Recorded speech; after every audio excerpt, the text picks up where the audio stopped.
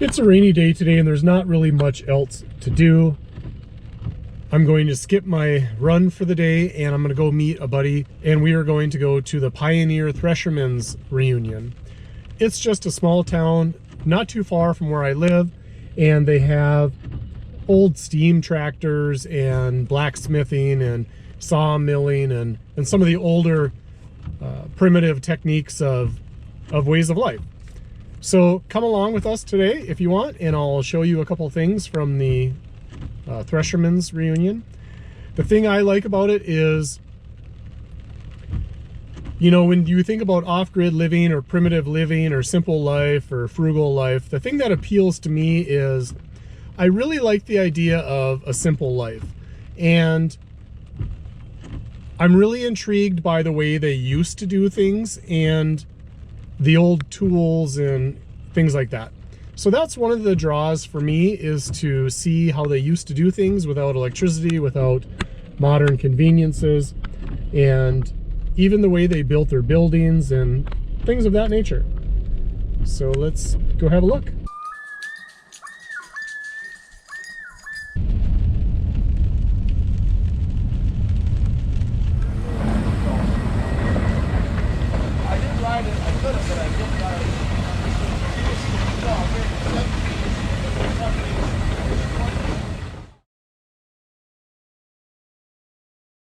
Only take a few days before you get used to it. It's nothing, you know. This is like that. It's not the hardest work I've ever done, you know. This is called a mandrel. It just has some spikes on there. Okay. You drive it in here. I was wondering how they Put attach that those circle poles. on there so I can get it kind of close to the center. Yeah.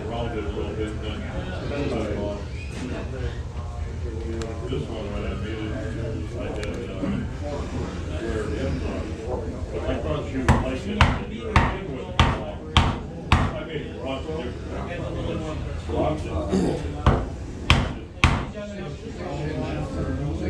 Well, we went and visited. He sent it home with me. I think I did it. It was not.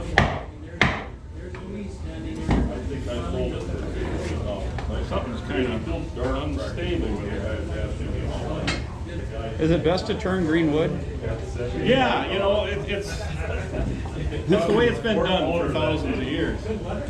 When you cut down a tree, the wood is wet. You know, the raw material is wet.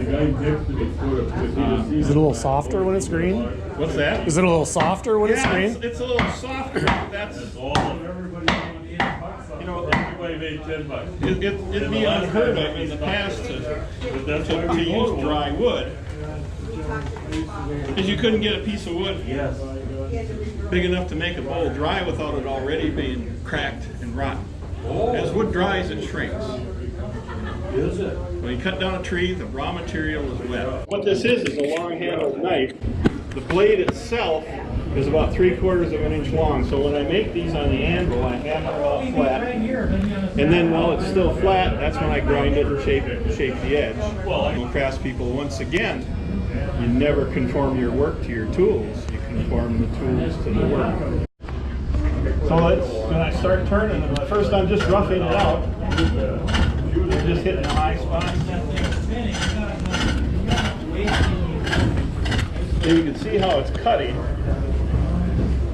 If I were using this, I'm cutting in this direction. If you watch it cut, see how it's slicing it off? Oh, sure, now it makes sense.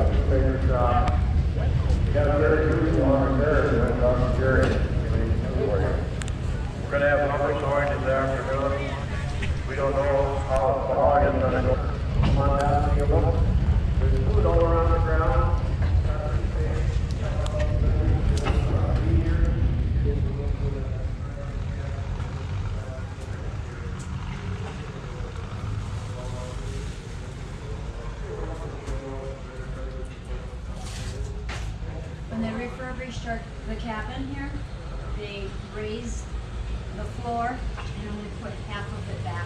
So this was all the way across at one Yes. point? Yep. And they raised it. Oh, I see. So this was the old. Right, that's the old height. Sure.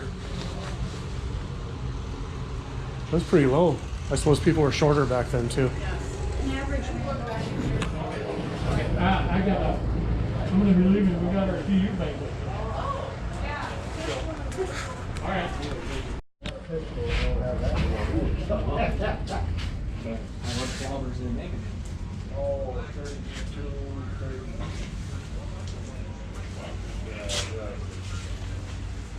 Yeah, I want to make 32 and 44.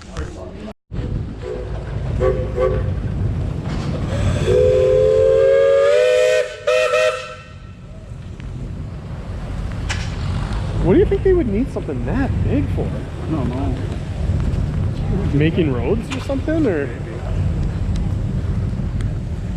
So they had to start these early in the morning and I would think so, right? run them pretty much like you say, working a full day. Yeah, you gotta build up enough heat to get steam, get enough pressure to even move forward. Well, I don't know. Like, how would you even lift some of those parts to put them together? If you had to repair something, you know, if it broke.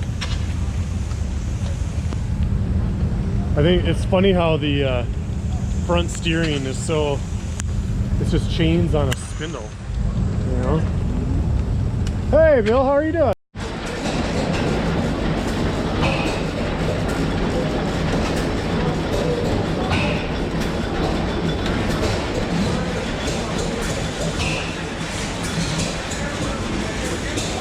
I'd be nervous about sticking my hand so close to some of those. Maybe that's what that's for, though.